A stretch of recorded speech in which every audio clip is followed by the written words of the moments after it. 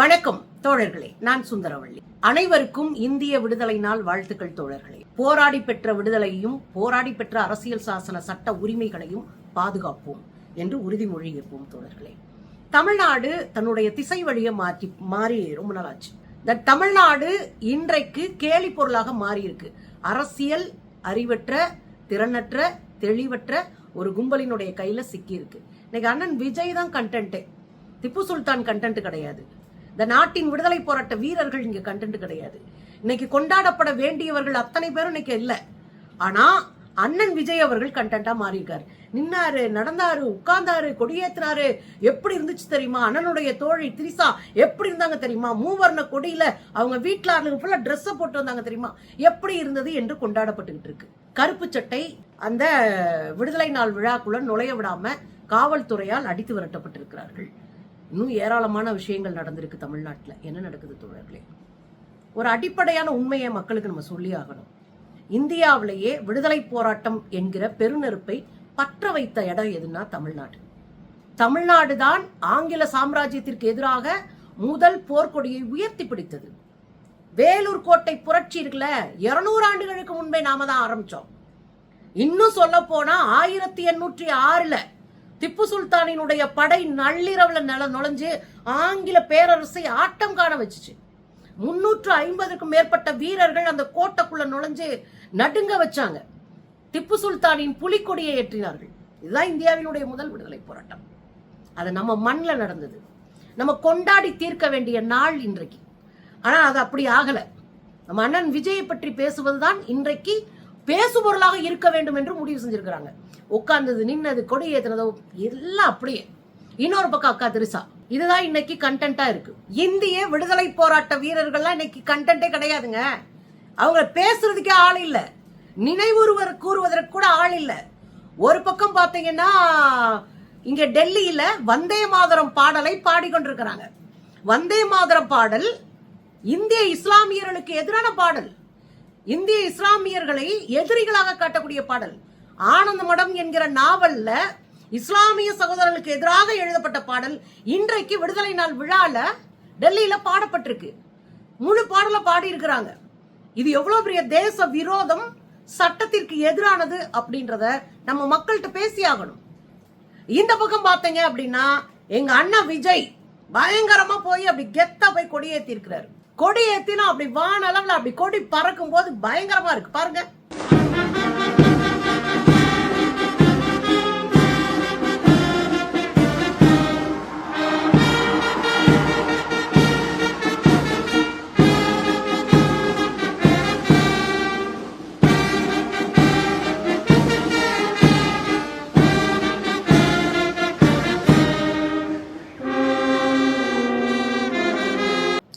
விஜய் கூட இருக்கிறவங்களுக்கு எல்லாம் நம்ம ஒரு உண்மையை சொல்லணும். ஒரு வரலாற்று உண்மையை நம்ம பேசியே ஆகணும். இந்த கொடியேற்றுறது கூட நம்ம போராடி பெற்ற உரிமை. முதல்ல முதலமைச்சர் கொடியேற்றலாம் என்பதை அடித்து போராடி பெற்றது தமிழ்நாடு. அதனாலதான் இன்னைக்கு இந்தியா முழுவதும் இருக்கிற முதலமைச்சர்கள் கொடியேற்றிட்டு இருக்காங்க. கலைஞர் முதலமைச்சரான பிறகு 1974 பிப்ரவரி மாசம் இந்திரா காந்திக்கு கடிதம் எழுதுறாங்க. அது எப்படி? சுதந்திர நாள் விடுதலை நாள் அன்றைக்கு அங்க பிரதமர் கொடியேற்றுறாரு, குடியரசு நாள் அன்றைக்கு அங்க இருக்கிற ஜனாதிபதி கொடியேற்றுறாரு. ஆனா மாநிலங்கள் மட்டும் ஆளுநர் மட்டுமே கொடியேற்றிட்டு இருக்காரு. இது என்ன நியாயம்? அப்ப இங்க மக்களால் தேர்ந்தெடுக்கப்பட்ட முதலமைச்சர் கொடியேற்ற வேணாமா? எனவே விடுதலை நாள்ல சுதந்திர தினத்தன்றைக்கு முதலமைச்சர் கொடியேற்றணும், குடியரசு தினத்தன்னைக்கு ஆளுநர் ஏத்தட்டும் அப்படின்னு கடிதம் எழுதியவர் கலைஞர். அவருக்கு எழுதின கடிதத்துக்கு ஜூலை மாதம் அதே 1974 ஒன்றிய அரசிடம் இருந்து கடிதம் வருது. அந்த கடிதம் தான் இந்திய விடுதலை போராட்ட வரலாற்றுல தேர்ந்தெடுக்கப்பட்ட முதலமைச்சர்களை கொடியேற்ற வைத்தது. அந்த வேலையை செய்தவர் டாக்டர் கலைஞர் அவர்கள்.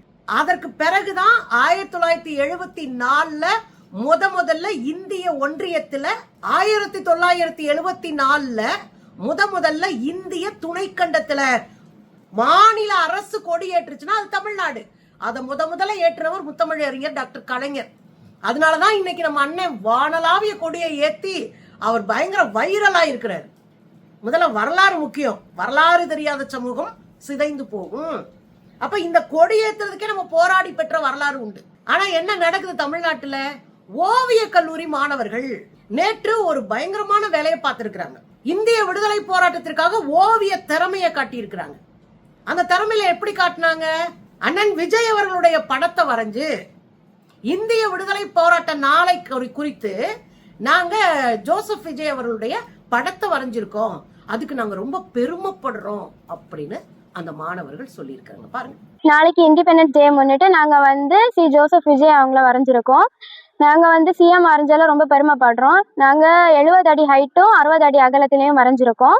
எனக்கு என்ன கவலை அப்படின்னா, மக்களால் தேர்ந்தெடுக்கப்பட்டவர் விஜய், அதுல எனக்கு மாற்று கருத்தே இல்லை. ஆனால் இந்த நாட்டினுடைய விடுதலைக்காக, இந்த மாநிலத்தினுடைய சுயாட்சிக்காக, இந்த மாநிலத்தினுடைய வளர்ச்சிக்காக, இந்த மாநில மக்களினுடைய துயரத்திற்காக ஒரு இடத்திலோ களத்திலோ சட்ட போராட்டமோ எதுவுமே செய்யாத ஒருவர் தான் அண்ணன் விஜய். ஆனா இந்த விடுதலை போராட்ட நாளை கொண்டாடணும்னா அவர் படத்தை வரைகிறது இருக்குல்ல. அப்ப நம்முடைய இளைய தலைமுறை அரசியலற்றவர்களாக இருப்பது அண்ணன் விஜய் போன்ற அரசியல்வாதிகளுக்கு ஏதுவான சூழலை உருவாக்கி இருக்கு. அதைத்தான் நம்ம புரிஞ்சுக்கணும். நீங்க ஒரு காந்திய வரீங்க, ஒரு நேருவை வரீங்க, ஒரு பக்கம் பெரியார வரீங்க, இன்னொரு பக்கம் அம்பேத்கரை வரீங்க, மார்க்ஸ வரீங்க, ஜீவானந்தத்தை வரீங்க, ரெட்டைமலை சீனிவாசனார வரீங்க. யாரையும் வரைய மாட்டோம். ஏன்னா அவங்களை பத்தி நமக்கு தெரியாது. நமக்கு தெரிஞ்ச ஒரே அண்ணன் விஜய் அண்ணன் மட்டும்தானே. சரிங்க, பரவாயில்ல, கொண்டாடுங்க. விடுதலை நாள் அணிவகுப்பு நடக்குது இல்லையா, அதை யார் வேணாலும் போய் வேடிக்கை பார்க்கலாம். அந்த வேடிக்கை பார்க்கிற அணிவகுப்பு கூட்டத்திற்கு கருப்பு சட்டை அணிந்து சில இளைஞர்கள் போயிருக்கிறாங்க. அவங்க என்ன பண்ண போறாங்க? போய் உட்கார்ந்து விஜய் அவர்களுக்கு எதிராக கோஷம் போட போறாங்களா? போய் பார்க்க போறாங்க. ஆனா காவல்துறை கருப்பு சட்டைக்காரர்களை தடுத்து நிறுத்துகிறது. விஜய் அண்ணா தன்னுடைய கொள்கை தலைவர்களாக தந்தை பெரியாரை கையில் எடுத்திருக்கிறார். தந்தை பெரியார் கருப்பு சட்டைக்காரர். அந்த இயக்கத்துக்கே கருப்பு சட்டை இயக்கம்னு பேரு. கருப்பு சட்டை ஆரிய பார்ப்பனத்திற்கு எதிரான, மதவாத அரசியலுக்கு எதிரான, சாதியவாத அரசியலுக்கு எதிரான ஒரு வண்ணம். ஆனா அதை இந்த விடுதலை நாள் அன்னைக்கு போட்டு போக முடியல. இளைஞர்கள் வெளியே பத்தி விட்டுருக்காங்க. பாருங்க, பசங்க எல்லாம் உள்ள போயிட்டாங்க சார். இப்ப இங்க வந்து சொன்னா சொல்றாங்க பிளாக் கலர் அலௌட் இல்ல அப்படின்றாங்க. இது எங்களுக்கு தெரியுமா? அது ஏன்னா பப்ளிசிட்டி எதனா பண்ணா பரவாயில்ல, எதுவுமே பண்ணல. நான் மேல இது போட்டு போறேன்னு சொல்றேன், அதுவும் அலோ பண்ண மாட்டேன். இப்ப 2 பசங்க உள்ள போயிட்டாங்க. அப்ப யார் பாத்துப்பா? நீங்க அதை பாத்துப்பீங்களா? புரோட்டோகால் இப்ப அந்த குழந்தை பசங்க நீங்க பாத்துப்பீங்களா? பிளாக் கலர்ல எதுவுமே போக கூடாது சார். கேப்பு, கண்ணாடி, ஹெல்மெட், பிளாக் கலர்ல ஷால் போட்டா கூட அலோ பண்ண மாட்டேன்றாங்க. இதுல ரொம்ப சுவாரஸ்யமா இன்னைக்கு போன விஷயம் என்னன்னா, நம்ம அக்காவுடைய திரிசாவுடைய என்ட்ரி தான். திரிசா அவர்கள் என்ட்ரி தான் பயங்கரமா சமூக வலைத்தளங்களிலும் தமிழ்நாட்டில் இருக்கிற ஊடகங்களிலும், சேட்டிலைட் ஊடகங்கள் சொல்றோம்ல, சேட்டிலைட் ஊடகங்கள்ல அதிகமா இன்னைக்கு பேசப்பட்டது திரிசா அவர்கள் தான். அண்ணன் கூட 2வது இடம் தான். அவர் வந்து இறங்குனது, நின்னது, போனது எல்லாம் ஒரே வீடியோஸ் தான். அதுலயும் குறிப்பா அவங்க மேடை ஏறி போறாங்க. விஜய் அவர்களுடைய அம்மா சோபா அவர்கள் கிட்டத்தட்ட பாதி எந்திரிச்சு, ஜெயலலிதாவை அமைச்சர்கள் கும்பிடுவாங்கல்ல அது போல எந்திரிச்சு கும்பிடுறாங்க. எனக்கே ரொம்ப ஷாக்கா இருந்தது. 2வது அவங்க அப்பா அப்படின்ட்டு இப்படி திரும்புறாங்க. இது ஒரு வீடியோவை போட்டு பயங்கரமா பேசு பொருளா மாறுச்சு. இதெல்லாம் தாண்டி அண்ணன் வந்து வாகனத்துல வர்றாரு. அணிவகுப்பு மரியாதைகளை ஏற்று அண்ணன் வாகனத்துல வர்றாரு. வந்த உடனே இங்க மேடையில இருந்து நம்ம அக்கா திரிசா சல்யூட் அடிக்கிறாங்க. அங்க இருந்து அண்ணன் சல்யூட் அடிக்க, அவங்க அப்பா கும்பிட ஒரு பெரிய ரணகலமா இருந்துச்சு. இந்த வீடியோக்களை போட்டு சினிமா பாடல்களை கொலாஜ் பண்ணி மிகப்பெரியதா அன்னைக்கு வைரல் பண்ணிட்டு இருக்க ஒரு கூட்டம். எனக்கு ரொம்ப வருத்தம் என்ன அப்படின்னா, தனி மனிதர்களுடைய விஷயங்களை இன்றைக்கு பொதுவெளியில கொண்டாடுகிற ஒரு சூழலை இங்கே கட்டமைச்சிட்டாங்க. அதுதான் அரசியல் என்று பேச ஆரம்பித்திருக்கிறார்கள். அது கொண்டாடுபடு பொருளாக மாறி இருக்கு. அங்க அவங்க சல்யூட் அடிக்கிறதும் இவர் சல்யூட் அடிக்கிறதும் இதுதான் இன்னைக்கு பேசப்பட வேண்டியதா? இதுல இன்னொரு முக்கியமான விஷயம் வேற ஓடிட்டு இருந்துச்சு.